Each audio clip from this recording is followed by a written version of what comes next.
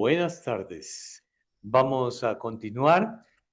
Ahora sí nos toca en la tarde la soledad de la filosofía, porque responde a los horarios de clase, pero estamos los que debemos estar.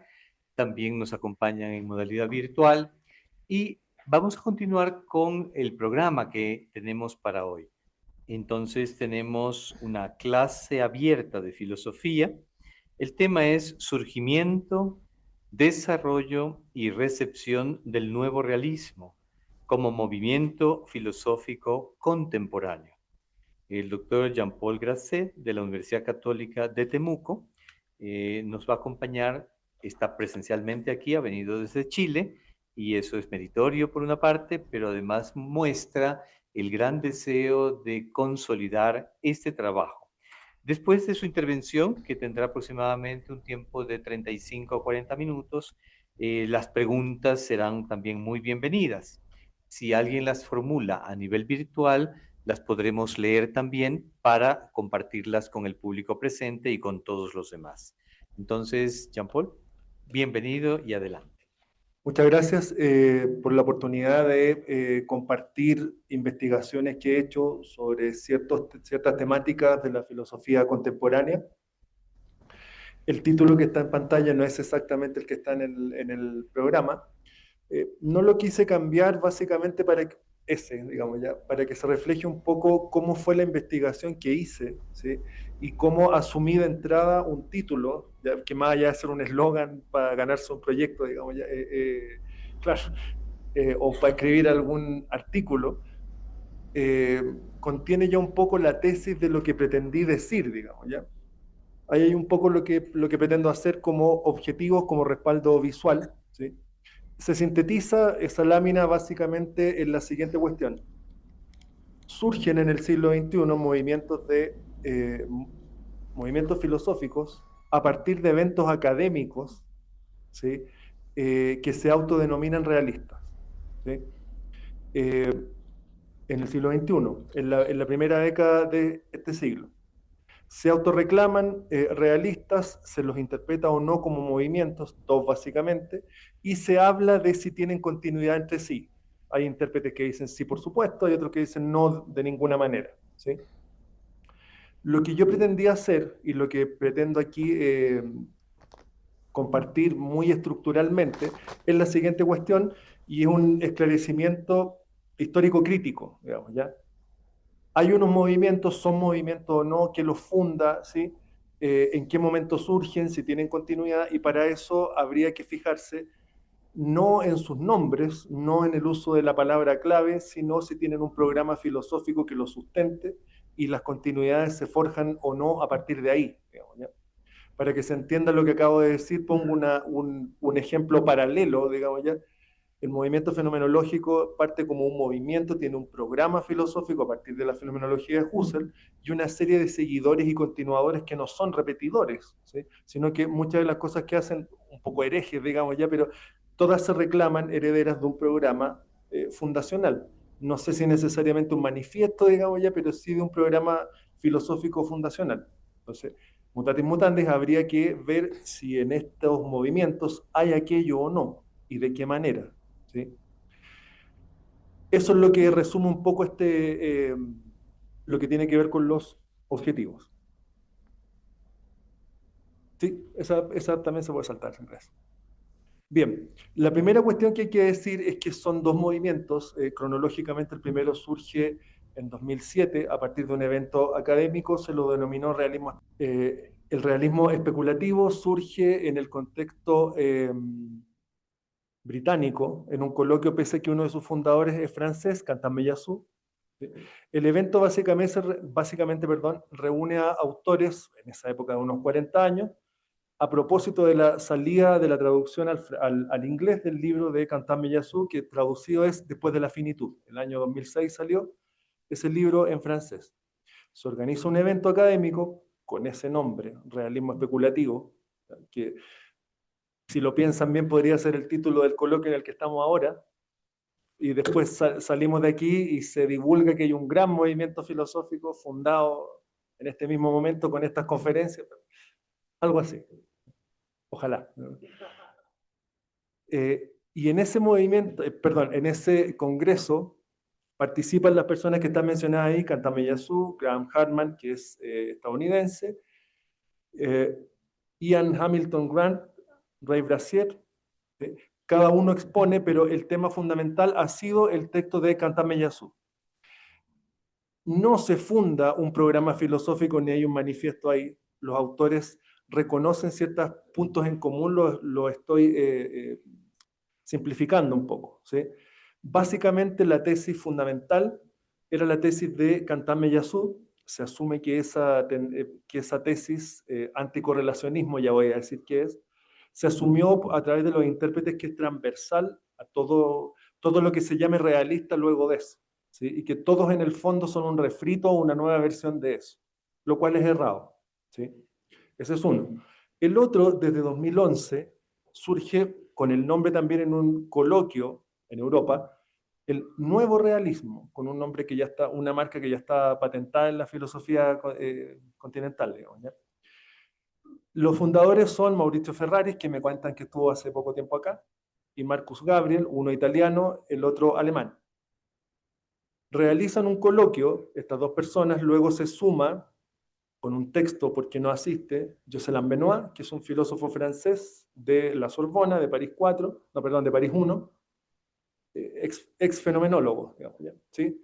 Y fundan un movimiento. Inmediatamente la crítica los comprende como una continuidad, un reflote, la segunda generación, etc. ¿Sí? Algo muy común. Ahora, ¿tienen puntos en común? Sí, pero también tienen grandes divergencias. Una de las primeras y más fáciles de mencionar es que el nuevo realismo es crítico del realismo especulativo en varios puntos. Digamos, ¿ya? Si uno se pone a hilar más fino, es lo primero que encuentra, ¿sí? Ahora bien, esos son los dos movimientos. Pretendo hacer una síntesis de cada uno, ¿sí? Ahora, el primer punto en común, la primera cosa que se vio como transversal, fue una crítica difusa a lo que se llama así sin más, yo lo voy a repetir tal cual, posmodernismo, ¿sí? Entendiendo ahí lo que todos entendemos, pero quizás un poco más, digamos, ¿ya? Porque es una mezcla de lo que se supone una postura filosófica como si fuese homogénea, pero también de cuestiones vinculadas a los estudios culturales, a la sociología, etc. ¿Sí? De la filosofía de fines del siglo XX. Por favor. ¿Sí? Algunos estudios, solo los menciono, puedo compartir la presentación después, digamos, ¿ya? Los estudios que están citados ahí en distintos idiomas, me parece que hay dos en castellano, sí, fueron los que comenzaron a salir, varios de ellos hablaban de realismo especulativo sin más. Fue una marca que se posicionó muy rápido, ¿sí? Otros en castellano, por ejemplo, hay uno de Ernesto Castro que le llamó realismo postcontinental y, claro, patentó esa marca en castellano, ¿sí? Ahora, además de estos estudios, libros publicados por editoriales académicas, etc., una cuestión que no puedo dejar de mencionar es que este es el primer movimiento, por lo menos dentro del imperio filosófico, digamos ya, del mainstream, es el primer movimiento filosófico que se expande a través también de Internet, ¿sí?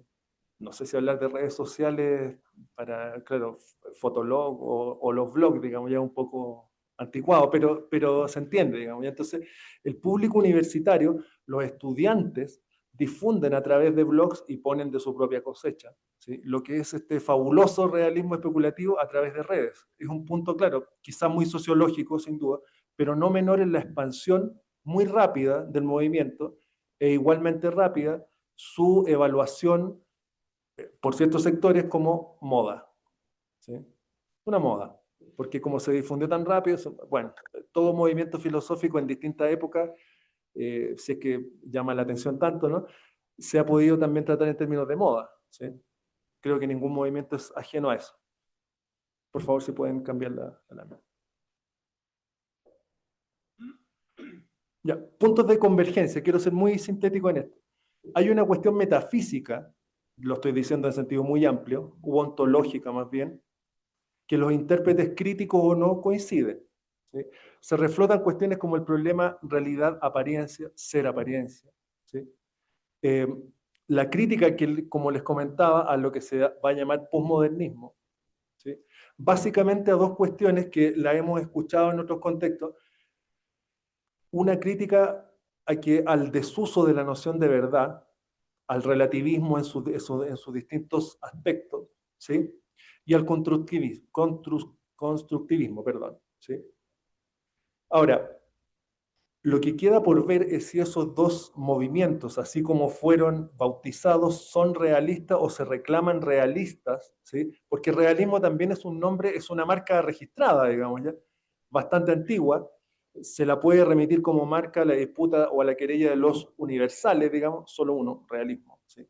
Ahora, si uno quiere ver una disputa con otra cosa, realismo, idealismo en la filosofía moderna, ¿sí? En un contexto más bien epistemológico, pero esas son las partes donde uno reconoce esto. Entonces, claro, por ejemplo, hablar de nuevo realismo supone hablar de algo cuya promesa implícita es que no sea lo mismo otro de antes, digamos, ¿ya? Más aún hablar de realismo especulativo un desafío grande, digamos, ya porque invoca una estrategia filosófica eh, que básicamente pretende hacer una construcción metafísica fuerte, digamos, ¿ya? Más aún, tercer problema, si hay continuidad o compatibilidad entre esas cosas, digamos, ¿no? Entonces, es un lío bien importante el que surge con estos movimientos. Bien, ahí están mencionados de nuevo los autores con algunas fotos, no las mejores, digamos ya, pero en fin. En fin, ya los veremos cada uno, pero ahí están más o menos repartidos en cuál movimiento están. Ahora, el realismo, ¿sí? Esto es algo de sobra conocido, yo lo voy a decir de una manera muy rápida, muy sintética. Se entiende que el realismo, de manera transversal, es una postura que debe decir hay una realidad independiente del pensamiento, mente, ¿cierto? Según la época en la que nos pongamos, pero que sin embargo podemos conocer, ¿sí? Tenemos acceso a ella. Entonces, hay una afirmación epistemológica y una afirmación ontológica.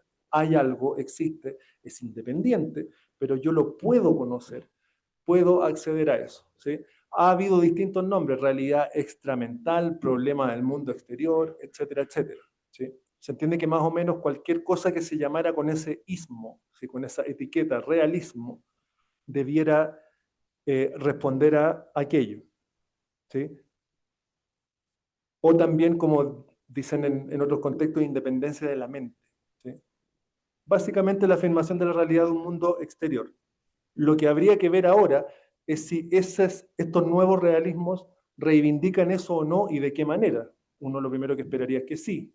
¿Sí? De la misma manera que un fenomenólogo, por muy extraordinaria y nueva que sea la fenomenología que promete, uno piensa que dos, tres premisas fundamentales de la fenomenología debe tener. Digamos, ¿ya? Sí, próximo. Ahí está, lo que ya mencionaba hace un rato y lo que uno podría sospechar, digamos ya para resumir un poco las exigencias que debería tener esto, que es lo que acabo de mencionar. Realidad independiente, trato efectivo con la realidad, eh, poder individuar eso a través del lenguaje, y luego los elementos conceptuales que están en eso en juego, lo que uno podría sospechar es que de alguna manera se quiere establecer algún principio o norma de objetividad para ponderar la realidad, digamos, ¿ya?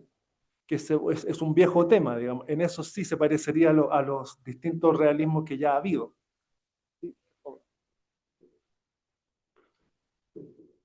Y ahí están, ¿cierto? La viabilidad de sostener estas, y quiero empujar un poco este punto, digamos, ¿ya?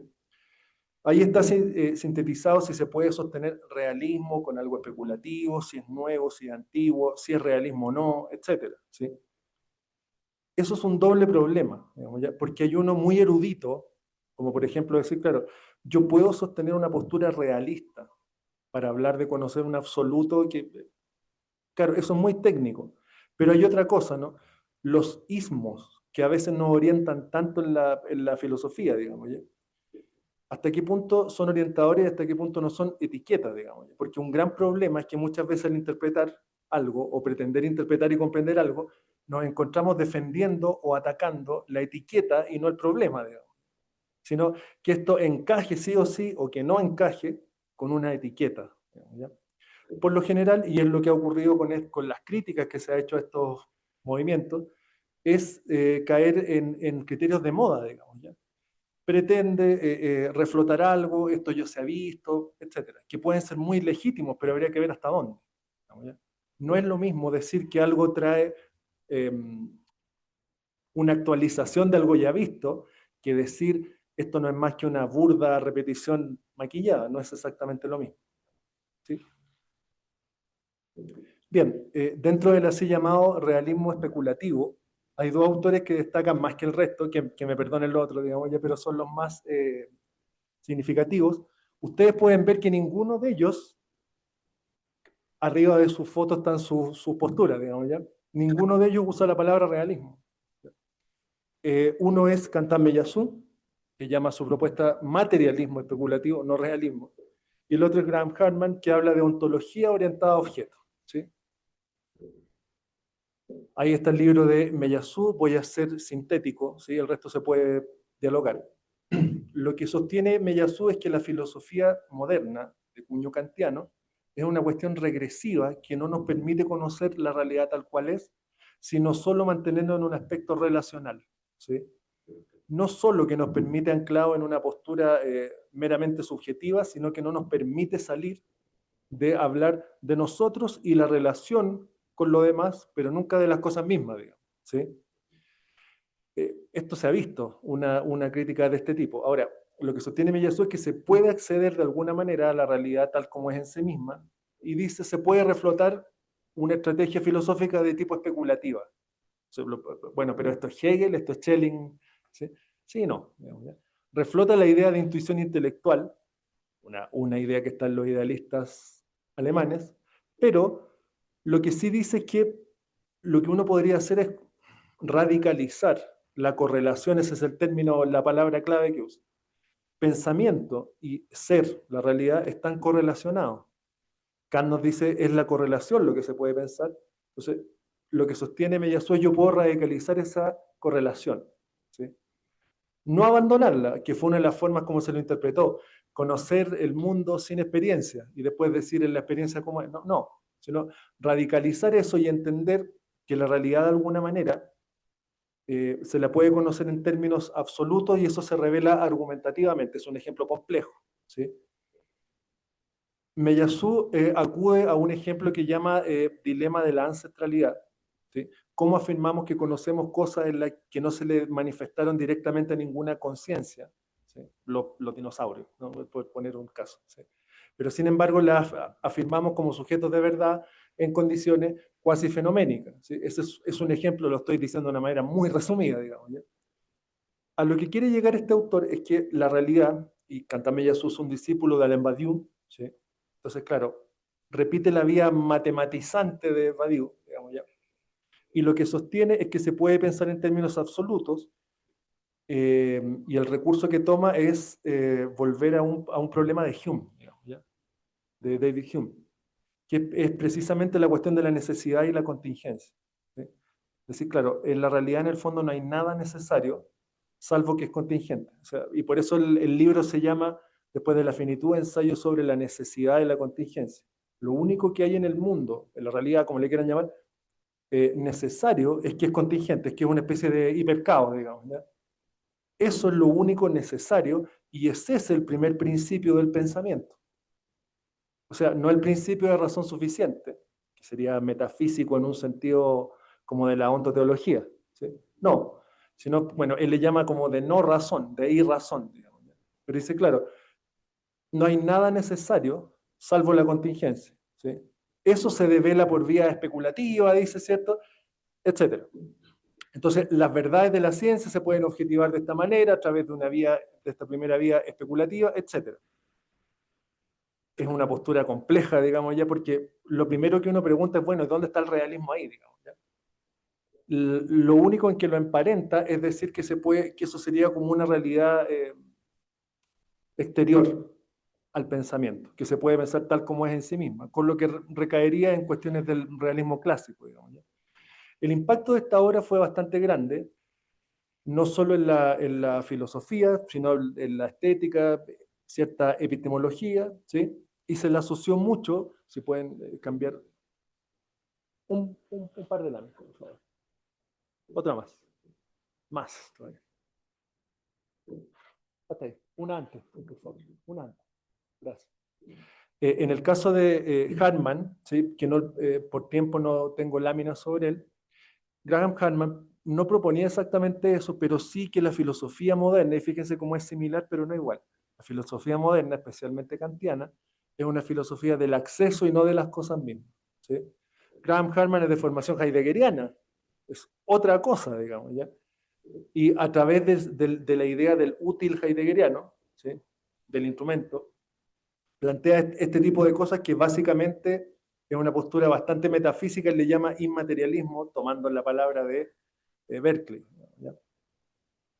Reivindica una estructura realista, pero claro, está orientado a tratar toda la realidad como objeto y exteriores al pensamiento humano. Eso es básicamente Hartman.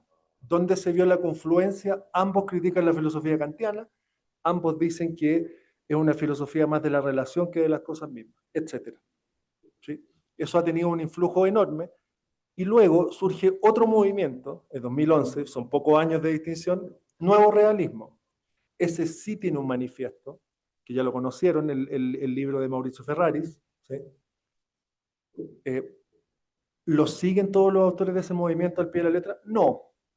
¿Sí? Este segundo movimiento, pero todos sí se reclaman realistas. Entonces, sí, claro, lo somos, e implica un movimiento en un sentido un poco como lo que estábamos conversando antes del almuerzo, ¿no?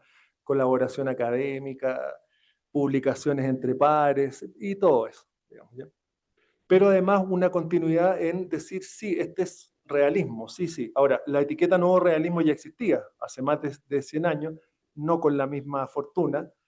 Creo que 6 autores norteamericanos escribieron un artículo llamado Nuevo Realismo, una especie de manifiesto, nadie lo recuerda, mucho, digamos, ya. Uno de ellos era el papá, que no recuerdo el nombre, de Wilfrid Sellars, pero ya era una marca registrada, digamos. Rejuvenecida aquí, donde lo que cabría ver es por qué es nuevo, ¿sí? Ahora, uno de los autores, ya lo conocen, Mauricio Ferraris, le ha dado varias denominaciones a lo que él llama realismo directo, trascendental, etc. Dicho muy en breve, su camino hacia el realismo viene desde la hermenéutica, ¿sí? Pasando por la deconstrucción, de las que él abjura, y luego habla de realismo positivo, básicamente que la realidad es autónoma, ¿sí? Pero, y para no cansarlo, digamos ya, hay una tesis que parece ser tan desafiante como transversal en estos autores, Ferrari es uno de ellos, todos los que siguen también, y es entender que ese nuevo realismo en el fondo sería nuevo por una cuestión bien peculiar, que sería negar la realidad del mundo. No hay problema, es un pseudo problema, el de la realidad del mundo exterior. Entonces uno dice, bueno, pero ¿cómo es realismo sin eso, ¿no? Claro, se trataría básicamente de que es un realismo que no habla de la realidad de un mundo exterior, para nada. El pensamiento es parte del mundo, y yo sé, esto ya empieza a sonar como hermenéutica heideggeriana, ¿no? ¿Sí? Un poco, ¿sí? Ahora, el acento que le dan a cambio de eso es entender que la realidad es una cuestión fuertemente, y con distintos conceptos, pero que la realidad es una cuestión básicamente contextual, ¿sí? Ahí hay un poco del libro de Ferraris, ¿sí? Al que le termina llamando realismo trascendental, ¿sí? Entendiendo que algo que suena un poco obvio, digamos ya, para que haya conocimiento y poder conocer algo tiene que haber una realidad que conocer, ¿sí? Siguiente. Marcus Gabriel es un autor, es otro autor de los fundadores de eso, ¿sí? Alemán. Marcus Gabriel es conocido por su propia propuesta que llama ontología, un título bastante largo, ontología de campos de sentido, ¿sí? Y es uno de los que más fuerte, junto con el autor que sigue, Jocelyn Benoit, que más fuerte habla de esta suerte de metáfora, estoy usando esa palabra, de campos, que toma un poco de la física, parece, ¿no? Pero él habla de campos de sentido. Lo que quiere relevar es la cuestión de que la realidad es contextual. ¿De qué pretenden escapar? Precisamente de uno de sus puntos críticos, valga la redundancia, la crítica a los autores posmodernos, ¿sí? Lo que parecería estar aquí en juego, y en lo que se escucha hasta ahora no he hablado nada de los autores anteriores, no los reivindican en absoluto. Por lo tanto, las interpretaciones de que son una continuidad son erradas, ¿sí?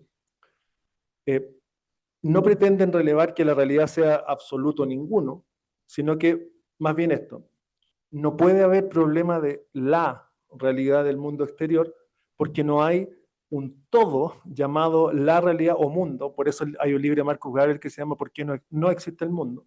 ¿Sí? No hay una totalidad unificada de sentido accesible llamada realidad, porque eso es precisamente el compromiso de la metafísica clásica, ¿no? Un todo unido por un fundamento entendido como causa, ¿sí? Omni abarcante. No hay eso. Entonces, claro, ¿qué es lo que hay entonces? La realidad, pero bueno, ¿es una o no? No, es que se da en distintos campos, ¿sí? De sentido según la visión trascendental de la subjetividad. Un ejemplo más fácil de eso, el ejemplo no es mío, es de Marcus Gabriel, digamos. Caperucita Roja, ¿existe o no existe? ¿No? Claro, entonces Marcus Gabriel dice, no, sí, por supuesto, pero esto no es ninguna estupidez, digamos, existe como un personaje literario. ¿Cómo vamos a decir que no existe, digamos?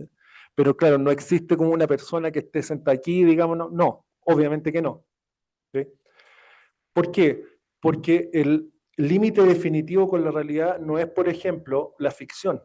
La ficción es una parte, lo ficcional es una parte de lo que llamo real. ¿Sí? De lo contrario, toda la literatura de ficción no sería nada, por poner un caso. ¿Sí? Bien, ahí hay una obra, la más importante de Marcus Gabriel, se llama Sentido y Existencia. Propone un realismo neutral, lo que ya les mencionaba, que el mundo no existe como totalidad de sentido, y utiliza, como les mencionaba, la metáfora de los campos de sentido. Una particularidad de este autor, junto con Ferraris, es que se han abierto hacia cuestiones, elementos de lo que podría llamar muy rápido, de filosofía práctica, que no suena como que tenga mucho que ver con cuestiones netamente ontológicas, pero Marcus Gabriel es quien más se ha abierto, además de ser una celebridad, digamos ya. Claro. Se ha abierto mucho a cuestiones de índole ética, política, estética, ¿sí? Pretendiendo en alguna manera, claro, hacer crecer este movimiento, pero también parece casi un sistema filosófico, digamos. ¿Sí? Por último, Jocelyn Benoist es un autor francés proveniente de la fenomenología, de la escuela de París 4, ¿sí? Que luego se basa en la filosofía analítica, wittgensteiniano, una mezcla bien rara, ¿sí? Y que comenzó a hablar de realismo antes, o sea, el mismo año, pero de manera independiente que estos otros dos autores. Luego se suma un movimiento, pero él ya hablaba para su propia filosofía, ¿sí? De la necesidad de un enfoque realista. En términos de definición, es el más directo y el más claro, pero también el que asume el mayor compromiso con el realismo filosófico por una definición fundamental, ¿no? Dice, si se puede cambiar, por favor. La realidad es lo que es, así, tal cual. Citando el conocido pasaje aristotélico en Metafísica de que no decimos que Sócrates es blanco porque lo vemos blanco, sino que porque es blanco. La realidad es lo que es. ¿Sí? La verdad depende de esa fundación ontológica, eso es lo que sostiene Benoist. ¿Sí? Entonces, es un ser que es tal como es lo que es, por tautológica que suene la fórmula. Ese sería el auténtico compromiso realista, dice Benoist. Cuestión interesante en esto. Eso implica admitir que la realidad no se puede, y con eso él pretende distanciarse del problema moderno de la realidad del mundo exterior. ¿Sí? La realidad no se puede reducir al ser conocido. ¿Sí? No se puede agotar en una visión epistemológica, sino que tendría otro tipo de abordaje, lo que suena muy bien, pero también es un gran problema. Digamos. Habría que determinar cómo, lo que es bastante difícil. ¿Sí? Y la realidad se despliega de formas contextuales, son a las que accedemos, pero la realidad no es algo que hay que demostrar en el sentido, y esa es su crítica a la fenomenología, no hay por qué fundamentar que podemos acceder a ella. ¿Sí? Eso es un pseudo problema. ¿Ya? La realidad es lo que hay. ¿Sí? Y tiene todo un problema con la fenomenología básicamente de la donación, ¿sí? Lo critica como pseudo concepto casi, digamos ya, etcétera. Por razones se le sale lo analítico, gramaticales. ¿Sí? Sí, siguiente. Ya. Puntos comunes, voy terminando. ¿Sí? La realidad es algo, entre comillas, según estas distintas posturas, exterior al ser humano, a la mente, claro, en parte sí, pero hay divergencia entre realismo especulativo y nuevo realismo. Unos dicen que es completamente exterior y hay una parte inabarcable, y hay otros que dicen, no, no, no, estamos en ella, ¿sí? La realidad es lo que hay, depende de hechos, no de interpretaciones, pero no es una exterioridad absoluta, ¿sí? Luego, lo real, y esto es algo importante, solo lo dejo mencionado porque es un tema enorme. Hay un fuerte acento en la cuestión del infinito, ¿sí? En el caso de Meillassoux es en un sentido matemático, en el caso de Marcus Gabriel, por ejemplo, tiene que ver con la infinitud del sentido. Lo que es un término no por la infinitud, sino por la cuestión del sentido que denota su proximidad con la hermenéutica heideggeriana, con la fenomenología hermenéutica heideggeriana, ¿sí?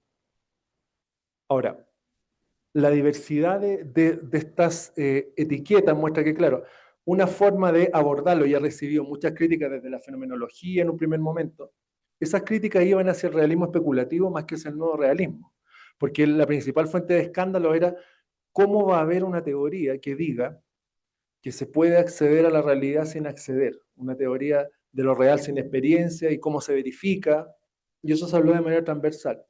He pretendido mostrar que los dos movimientos no dicen eso, en especial el nuevo realismo no. Por último, porque creo que no quedan más láminas, parece que no. No, pero láminas parece que no quedan. Perfecto.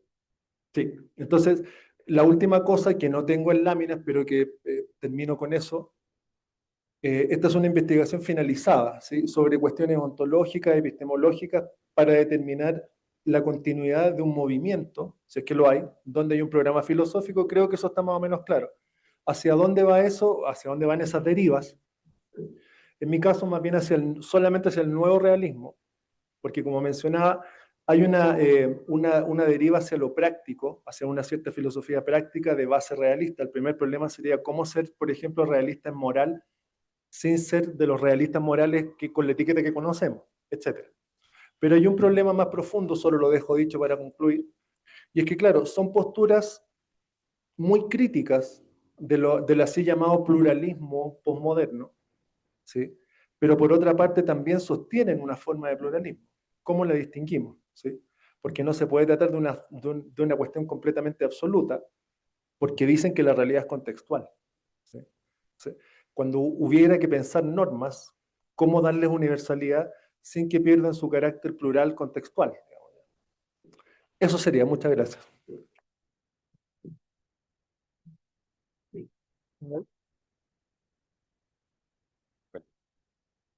Agradecemos al doctor Jean Paul de la Universidad Católica de Temuco por su ponencia de surgimiento, desarrollo, bueno, la que cambió el nombre acá de lógica de lo real.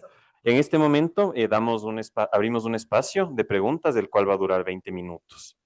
¿Alguien dentro de esta sala que tenga alguna pregunta? Por favor. Sí, aquí. A cualquier persona que tenga una pregunta para que se acerque acá al podio, para que se escuche también desde la virtualidad y la grabación. Bueno, Jean Paul, muchísimas gracias por esta presentación rápida. Son autores efectivamente fascinantes y tal como señalabas tú, que alcanzaron un impacto increíble en relativamente pocos años.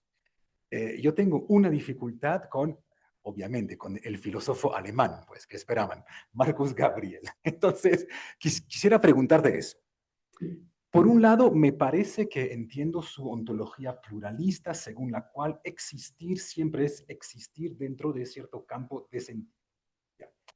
Por otro lado, lo que no logro todavía entender, y menos aún con su libro de ética, es que cómo no puede jerarquizar esos campos. Es decir, que me parece que él los piensa todos absolutamente horizontalmente. Nunca podemos jerarquizarlos. Pero no deberíamos más bien pensar que en algunas situaciones hay cierto campo de sentido que es más válido que otro. Por ejemplo, si yo quiero seducir a alguien, pues a lo mejor el campo de sentido poética me es excelente. Pero si quiero o sea, si me he roto un brazo, no me sirve el campo de sentido poética, necesito el campo de sentido medicina, que es en este caso superior al otro. Pero él siempre los pone todos horizontalmente, o sea, no logro ver cuál es el patrón a partir del cual él podría decir, este campo es mejor que otro. Vamos, ¿Se escucha ahí? Sí. Sí, es una pregunta muy común. Cruza con otra cosa que no es solo sobre Marcus Gabriel, sino que esto que se han llamado ontologías planas, ¿sí? No una fórmula mía, digamos, pero y a la que Marcus Gabriel hace recurso, por supuesto que con su propia definición de algo que ya existe, digamos, pero es algo así como esto. No hay en la realidad un campo privilegiado por sobre otro, en principio, porque obviamente yo debo enjuiciar en la realidad y con los ejemplos que tú muy bien diste y son como en el caso de la medicina y la enfermedad es evidente, creo yo, ¿sí? Ahora, jerárquicamente no puede haberlos, ¿verdad? En un sentido, yo diría, ontológico, porque eso significaría privilegiar uno sobre otro. Porque uno diría, bueno, pero en un ámbito ontológico esto no, y en eso tienes toda la razón, ontológicamente no suena tan mal. Cuando hablemos de ética va a ser complicado, claro. Pero ya, ontológicamente, no es un problema decir que no hay jerarquía si por no tener problema lo vamos a entender como ser consecuente con su propia teoría. Con su propia teoría no tiene problema porque hay una multiplicidad, si yo estoy dando cuenta de que existen y de que funcionan y de que se interrelacionan y no puedo dar un número y hago recurso a que hay una infinidad. Hasta ahí no hay problema. Hasta decir es que no hay jerarquía, hasta ahí no hay ningún problema todavía. ¿Ya? Se da como evidente dentro de la proliferación del sentido que, claro, el campo de la medicina me va a interesar si estoy enfermo, claro. Entonces, ahí funciona más como la existencia de las cosas. Ahora, cuando trasladamos eso, y por eso me ha interesado el ámbito práctico, cuando trasladamos eso al ámbito moral, por ejemplo, Marcus Gabriel lo que sostiene, no sé si me adelanto otras preguntas, pero es importante decirlo desde ya. No lo estoy diciendo en sentido enciclopédico respecto al realismo moral, por favor no me malinterpreten. Pero según Marcus Gabriel, para ser realista en moral, según él, hay que sostener una cuestión básica, es existen hechos morales, hechos. Ejemplo, pegarle a los niños está mal, un hecho, según él. ¿Sí? Si yo sostengo que hay hechos morales, deben haber normas que se condigan con eso y debo pretender que tengan, a partir del valor de hecho, una validez universal. Ahí el problema es de tipo pragmático, ¿cierto? Porque ahí sí que tengo que privilegiar y va a llegar un punto en que voy a llegar, por ejemplo, a dicotomías culturales, ¿no? Claro. Entonces, el problema me parece que no va tanto por la existencia de las cosas como por cuando eso tiene un trasfondo o una concretud práctica.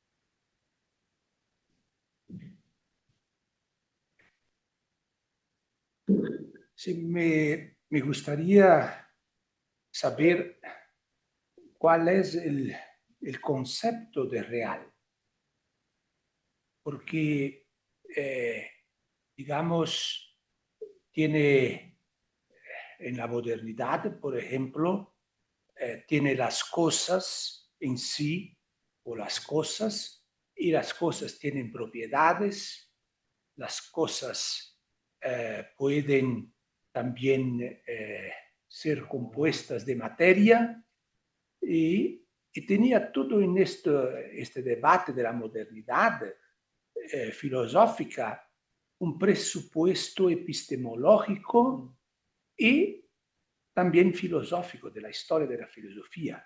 El concepto de la realidad tenía todo el debate de la química, de la física. Entonces, yo no estoy seguro cuáles los presupuestos epistemológicos y filosóficos de estos tipos de realismo. Y podría explicar o explicitarme mejor cuál es la crítica a los postmodernos y estos impactos. Tú has citado el ejemplo vis-à-vis de la moral, pero para nosotros en filosofía. Gracias. No entendí lo último. Sí, el impacto para nosotros también en la filosofía. ¿Pero qué cosa? La moral. Sí, en la moral, pero también dentro de la historia de la filosofía.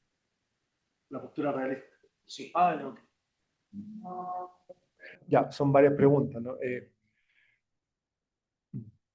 La primera cuestión que es compleja, y ese era uno de los desafíos, voy a hablar en este primer caso un poco de una investigación finalizada, es un poco académicamente, ¿no? Pero claro, una cuestión es determinar distintos movimientos con una etiqueta, si responden a la etiqueta o no. Realismo, realidad, y por ahí va un poco la pregunta.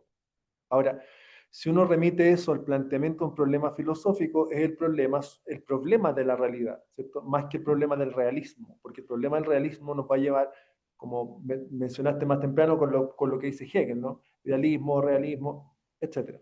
Nos va a llevar a unas posturas, obviamente que tienen base en un problema filosófico. A lo que hace alusión la primera de tus preguntas, claro, es a ese problema filosófico, el problema de la realidad, y es legítimo pedir definiciones o determinaciones en ese caso, ¿no? ¿Qué vamos a entender por el concepto X? ¿Sí? Del que luego se deriva un ismo. ¿Sí? La mitad de esas tesis son históricos-filosóficas. ¿Sí? El realismo que estamos sosteniendo no es no es este otro, no es tal, no es el realismo platónico, no es, etc. ¿Sí? No es un refrito medieval, ¿sí? etc. Luego es una postura que, frente al realismo moderno, ¿sí? Que dice que existe una realidad independiente del sujeto, le voy a decir así rápido, ¿no? Pero a la que el sujeto puede acceder, puede conocer, es el realismo clásico.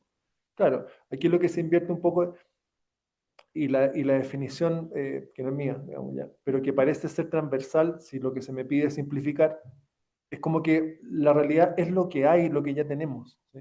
No es algo que haya que demostrar que podemos acceder porque ya estamos un poco, con terminología heideggeriana, no un poco, aunque no es sobre la realidad heideggeriana, ya, pero ya estamos en medio de eso, ¿sí? Es lo que hay, es lo que nos desplegamos, es lo que ya estamos, ¿sí? Y ahí luego, y ahí eso se conecta con la segunda parte de lo que pregunta, el acento en lo contextual, ¿sí? Estoy usando ese nombre, uno hablan de campo, otros de contexto, pero digámosle contextual. Es un punto conceptual para definir la teoría propia, pero que viene de una carga controversial. Y esa carga controversial, más que con los autores, porque no creo que sea una cosa en particular con Lyotard o en particular con Derrida, creo que no es eso, ¿sí? Pero sí con cierta visión media unificada, yo creo que tiene más que ver con los estudios culturales que solo con 2 o 3 autores de la filosofía, ¿ya? Que tiene que ver con lo que se ha llamado de una manera amplísima, ¿cierto? Relativismo posmoderno, así. O lo que se le llama, y esto sí usan la expresión de manera literal, constructivismo, sin apelar mucho a nombres, digamos, ¿ya? Claro, un ejemplo prototípico, esto de que la realidad es una construcción social. Y que no son los realistas los únicos que dicen eso, no son los únicos que están en contra de eso, digamos. Pero claro, argumentativamente, claro, para que eso sea cierto, la afirmación de que la realidad es una construcción social también tiene que ser una construcción social, y así ad infinito, ¿sí? O en la versión que da Ferrari, digamos ya, criticando a Nietzsche, ¿no? Que no hay hechos, solo interpretaciones. Claro, pero claro, para que eso sea cierto, eso también es una interpretación, pero le estamos dando valor de hecho. De lo contrario, todo lo demás no funciona, ¿sí? Ahora, a mí me parece que el surgimiento más allá de la moral, para pensarlo como quien se dedica a la filosofía, mi convicción es que el resurgimiento de etiquetas realistas, más allá de la etiqueta, le voy a llamar de comercio filosófico, digamos ya, tiene que ver un poco con una cuestión de época, ¿sí? No la voy a descubrir yo, digamos, ya yo no voy a descubrir la posverdad, la información falsa, no, creo que ya lo sabemos mucho. Pero por parafrasear algo como lo que decía Hegel en la fenomenología, es como en una situación de enorme acceso al saber que no somos capaces de computar, digamos ya, pareciera que le tenemos miedo a la verdad, digamos. Todo es conspirativo, en el que no puede ser cierto, nada de lo que... Entonces, en ese sentido, quizás es como síntoma, nada más, de época, el reflotamiento de realismos o de cosas que apelen a los hechos, ¿sí? Como postura ontológica, epistemológica. Ahora, lo que sigue planteando un problema es cómo eso congenia en el ámbito práctico con posturas de índole pluralista, ¿sí? creo que sigue siendo el gran problema. Ese es uno, y el otro, el que tú decías, conceptual, claro, pero ¿dónde tengo una definición de la realidad más robusta? ¿Sí? Que decir la realidad es lo que hay, es lo que es lo que existe, ¿sí? Aunque no es poca cosa una definición de ese tipo, pero ahí ya lo que uno pediría no es tanto la definición, sino un despliegue modal, en qué modalidades y cuáles son, y hazme el inventario, digamos. Eso sería lo que podría indicar.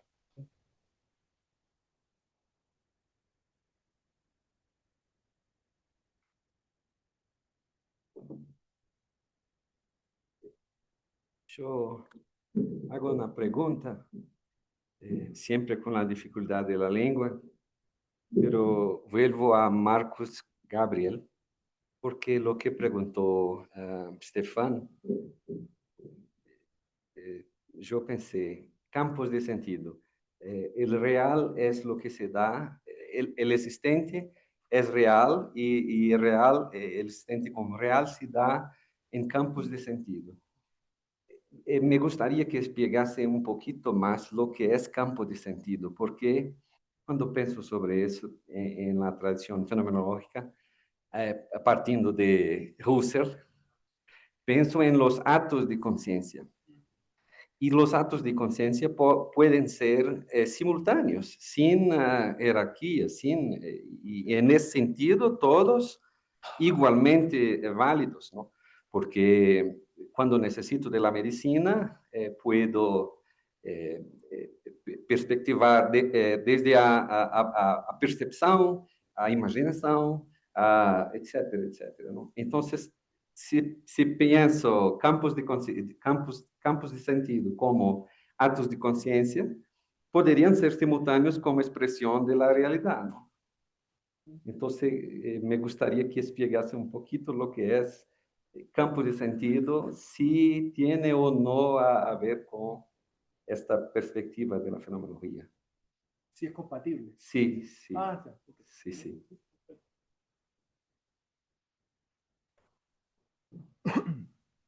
Sí, es una pregunta que es lo que tiene que ver con Marcus Gabriel. La aborda él mismo, ¿sí? Les cuento un poco como el final, digamos, ¿ya? En algo que él denomina descriptivismo ontológico, ¿sí? Dice eso que el reduccionismo es de él, digamos, ¿ya? Eso como estrategia a lo que está apuntando, voy a tratar de decirlo de una manera no tan complicada, ¿sí? En filosofía, dentro de unas cuantas estrategias, hay algunas de tipo especulativo, esto es muy como en la onda de la fenomenología, y otras de tipo descriptivo, ¿sí? Husserl apela más bien a estrategias de tipo descriptivo, sacrificando las construcciones especulativas sin base, ¿sí? De ahí la cuestión de la intencionalidad, el horizonte, ¿cierto? Etcétera. El valor de la percepción, etcétera. ¿Marcus Gabriel reniega de eso? No, para nada, ¿sí? Ahora, no es, o él pretende que lo que hace él no sea una mera variación de la fenomenología hermenéutica heideggeriana. Tiene puntos parecidos evidentes, digamos, ¿ya? La cuestión, yo diría dos cosas de una manera lo más clara posible, pero también crítica, digamos, ¿ya? La cuestión de llamarle campo me suena una metáfora tomada como de la física, ¿no? De la física de campos, de ondas, ¿sí? Me parece que hay un guiño un poco, no sé con qué fin, digamos, ya, pero me imagino que la multiplicidad, la infinitud, digamos. Ahora, hacia donde pretenden ir esos autores, y ahí hay un punto interesante dentro de la ontología contemporánea francesa y alemana también, es apelar a la noción de infinitud, digamos, ya, que es como esta cosa de la teoría de conjuntos, que no hay conjunto de todos los conjuntos porque se está dentro de otro, etc., ¿sí? Entonces, lo de la multiplicidad parece que queda claro, pero lo otro es la estrategia fenomenológica. Marcus Gabriel no usa la etiqueta fenomenología porque no comparte todo el programa, más no ve como contradictorio su realismo, digamos, ya, con la fenomenología o con las cuestiones fundamentales, como la noción de intencionalidad o como el rol importante de la percepción. Hay toda una onda hoy en día con el valor de la percepción, ¿sí? Que los realistas con distinta medida la han recogido también, ¿sí? Ahora, la función descriptiva de la realidad agota la realidad está siempre en términos de dado. Uno capta los objetos, como dicen, de manera incolora, o no. Entonces, claro, esos problemas, no es Mark Ugable el único, son, al parecer, en ese caso que fue el que se me preguntó, a no asumir abiertamente esto como otra ramificación de la fenomenología, ¿sí? Sino desde una perspectiva quizás más amplia, pero mucho me parece que lo que más busca ahí es atender al aspecto contextual, en vez de hablar de la realidad. Yo sé que eso es un problema como cuando, por ejemplo, Husserl habla de las realidades, realidad, posibilidad, etc.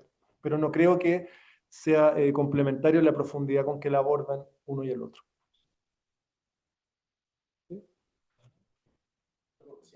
Tenemos 4 minutos. Tiene solo uno.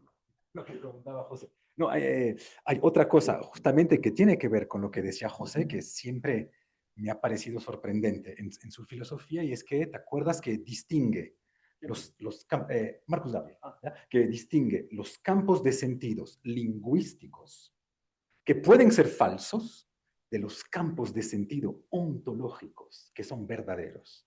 Y me acuerdo, por ejemplo, podemos tomar el ejemplo siguiente. Durante siglos, la ballena perteneció al campo de sentido pez. Ahora pertenece al campo de sentido mamífero. ¿Hemos mejorado al pasar del uno al otro, o cada uno su campo de sentido? Al final, horizontal.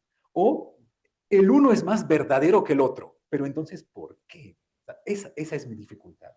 ¿Cuál es el parámetro que hace que la ballena en el campo del sentido mamífero es más verdadero que en el campo de sentido pez? ¿Cuál es el criterio? ¿Cuál es el parámetro real?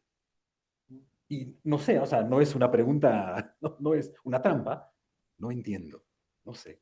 La trampa para la ballena. O sea, lo leí muchas veces, no me queda claro.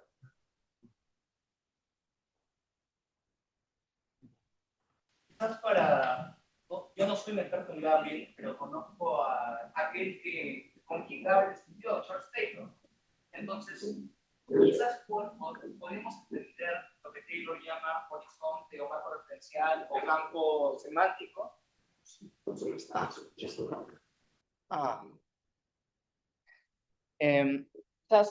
podamos entender lo que Taylor llama marco referencial, horizonte o campo semántico en términos horizontales, pero su relevancia tiene lugar a partir de los propósitos de la práctica, ¿no? Que es el ejemplo que tú has puesto muy bien. Si voy a seducir a alguien, la poesía me sirve, pero si me rompo un brazo, apelo a un campo semántico distinto. Entonces, no hay una jerarquía a priori, pero nosotros, en el flujo de la vida, le damos prioridad a uno u a otro de acuerdo con las exigencias de la práctica.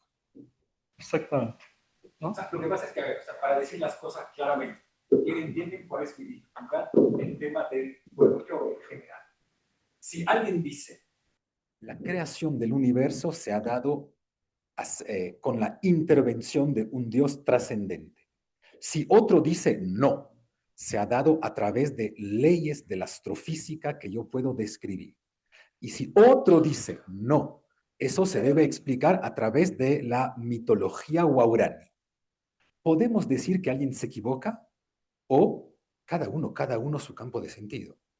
Pero si decimos cada uno, no hemos salido del postmodernismo. Sí, o sea, no... ¿Ves? Pero hay un pseudo problema ahí, ¿sí? Que es que cosas coexistan, ¿sí? Que coexistan, no significa que la manera como las interpretemos o a lo que le hacemos referencia tengan el mismo valor de verdad. Porque, por ejemplo, y lo dice Marco Garrel en muchas partes, digamos ya, los progresos de la ciencia y de una ciencia, por ejemplo, puede decir la biología o la zoología, digamos ya, son los progresos acumulados de la disciplina, y sería un pseudo problema hablar del campo donde era, ya no sé cómo era, donde era un pez. No, porque el saber acumulado, que es el campo de sentido de la ciencia, con su saber acumulado, ya establece algo como verdadero y algo como falso. Pero yo entiendo lo que tú me decías, esto no es una trampa, claro. Pero ¿y el campo de sentido de las cosas falsas y las cosas verdaderas? Claro, pero no correspondería decidir sobre eso, ya que está zanjado en un ámbito, más que un campo, donde hay un cierto saber que llega a unos hechos por vía de verificación con respaldo empírico. Entonces, en ese sentido sería un pseudo problema, pero ni lo uno ni lo otro niega la existencia de una tal realidad, ¿cierto? Pero a condición de que la realidad no se reduce a lo físico.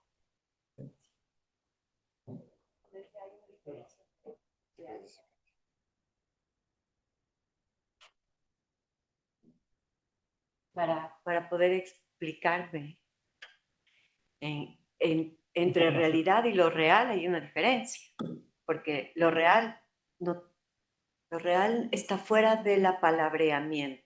La realidad se apalabrea, lo real no. La ballena es ballena donde tú quieras clasificarle, sigue siendo una ballena.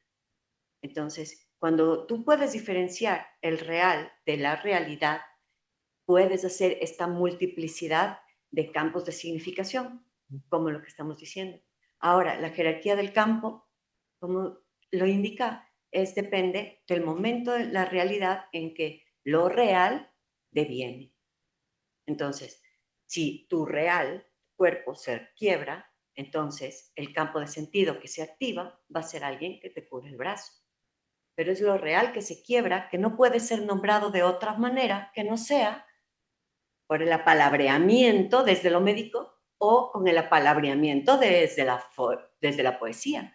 Porque después de que te quiebres el brazo, también puedes hacer poesía sobre eso. Ajá. Yo aceptaría eso, pero si el campo es práctico, no es práctico.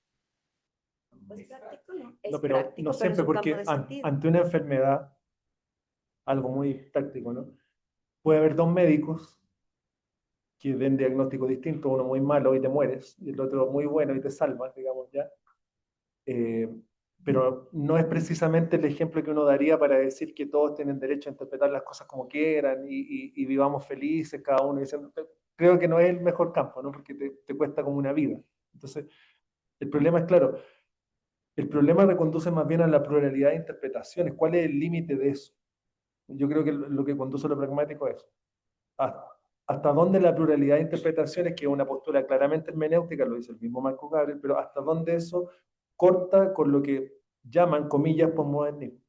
Entonces, ¿cuál es la distinción con eso? Ese sería como el real problema. Listo. En honor al tiempo, vamos a cerrar este espacio de preguntas. Les agradecemos mucho a las personas que le pudieron hacer una pregunta y muchísimas gracias, doctor Jean Paul.